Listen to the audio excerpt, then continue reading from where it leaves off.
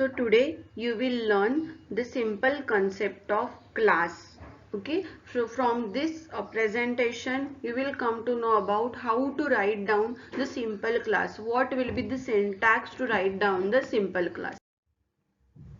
So concept map tells you that yes, we have to write down the program of class and object, but for that you will require data member, member functions, access specifier, how to create object and example.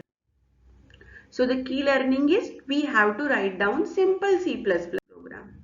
Now we will start with class. So class is an important feature of C++, right? So class is a user defined template where we can store the data members and member functions together, and class is nothing but the extension of the idea of structure in C. Class is a similar structure type but structure in C having some limitations, right? And that limitation is nothing but your data hiding part.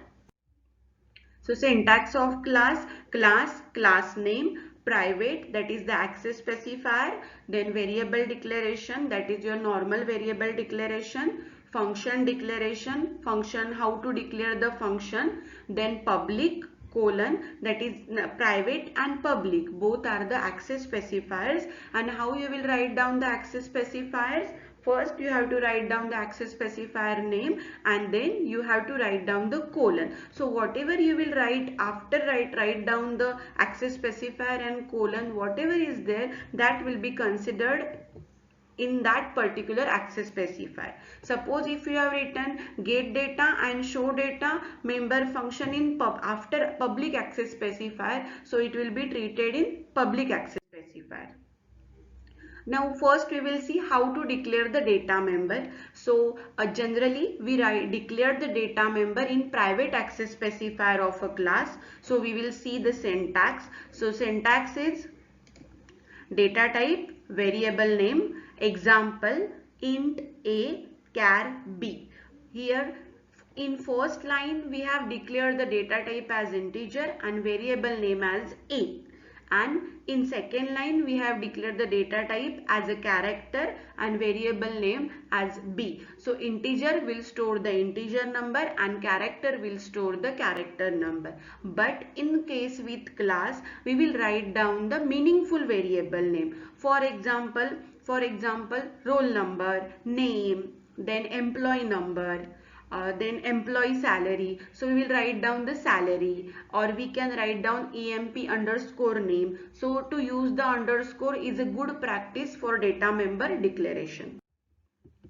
Now next is member function declaration.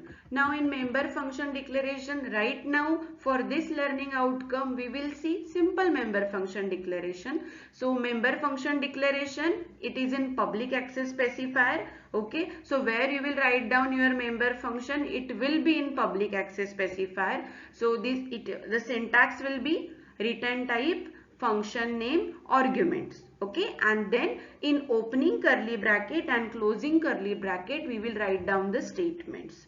So statements in terms of for simple C++ program we will just accept the value from the user and we will display the value to the user. Okay, so example will be return type. So what return type will be there?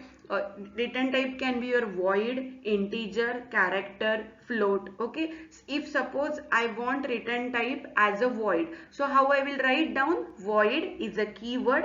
Remember that void is a keyword. Then function name is nothing but your get data. So function name can be anything, but again in member function declaration you have to see that yes, that member function name should be meaningful. Suppose you are accepting the value from the user, so you will write down get data accept. Suppose in your program more than 2-3 classes are there and that is required the member function and that is required to accept the value, then you will write down accept 1, accept 2, accept 3, like this. Suppose if you want to display any value to the user, then the member function name can be display show data 1. Okay. Suppose if you are calculating the circumference of circle, then give the name to the particular member function as a calculate or display.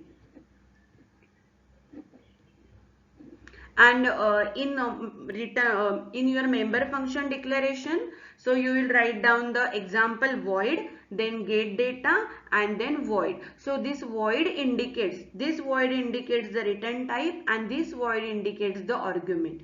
Right now we are writing simple C++ program, so we will not pass, or we will not accept any argument unless and until it is not mentioned in your problem statement. So void get data void. See, if you are writing function, so function will have body, and how you will indicate that body? That body will have opening curly bracket and closing curly bracket. So like this, void get data, cout, enter a number.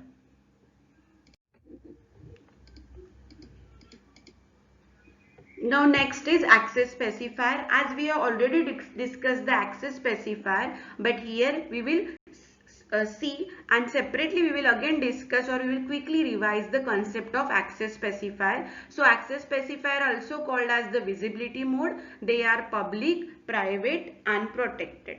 Now for your unit 2, you will have only public and private access specifier. When access specifier is public, then you can that particular data member or member function you can access outside the world. So basically in void main you can pass, or you can call that member function. But when you have private access specifier cannot be accessed outside the world, and for that, what is required? That you should call, or you should pass the values in your public access specifier, whatever it is in private access specifier, so that you can access the value, and at the same time you can maintain the data hiding part. Then protected access specifier. So in future, at the time of inheritance, you will learn more about the protected access specifier. Okay, so next is according to our concept map, we will see creating object of a class. Now how we will create the object for a class? Okay, so after completion of your class, okay, in void main we will create the object of a class depending upon your problem statement. Okay, first we will see the syntax class name, variable name, semicolon, example student S1. So memory for S1 is created. What is the class name? Student. And what is the variable name? S1. See, variable name, now we will call variable name as a object in C++. Okay, so for your reference I have written here variable name. Okay, so here with the student S1, but where you will write down all this, you have to write down in void main. Okay, so in void main you will write down, you will create the object for the class.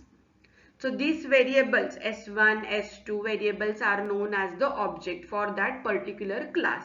So one may declare more than one variable like student S1, S2, S3, or we can create the array of objects. Now next is your accessing class member. Now how we will access the class member? So to access the class member, okay, we will have one syntax, that is object name, comma, function name, argument list. Right now we will see only function name, and as we already discussed in learning outcome 2, that in private access specifier we will write down the data members, and in public access specifier we will write down the member function. So according to that, the syntax is object name dot function name argument list. Right now we are having no argument, and object name we have already we will already create in void main. After writing that line student S1, we will call the member function. Okay, now with the help of which operator you will call the member function? As in structure you call the member function with dot operator, your structure data members. Same case with C++, we will use the member access operator, that is the dot member access operator, which will call all the data member and member functions which you have declared in public access specifier. Okay, suppose S1 is object and show data is a member function, then how you will call the member function? S1 dot show data. Now suppose if in your class, if instead of one object if you want to declare the two objects, student s1 comma s2, and you have two member functions, get data and show data, then how you will call s1 dot get data, s1 dot show data, s2 dot get data, s2 dot show data. Now this is very important note that you have to remember, as we already see this learn this concept in your access specifier, but here explicitly I have to mention this: class student, then private integer roll number, char name 30. Okay, so these two, integer roll number and char name, we will declare in private access specifier.